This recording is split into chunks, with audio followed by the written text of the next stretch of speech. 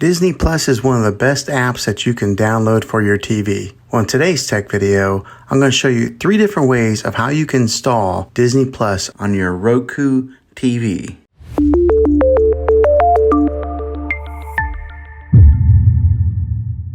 It can be really frustrating if you want to watch some of the great content that is on Disney Plus and you find that your TV is unable to download it. If your TV is an older model of smart TV, then it could prevent you from downloading this app.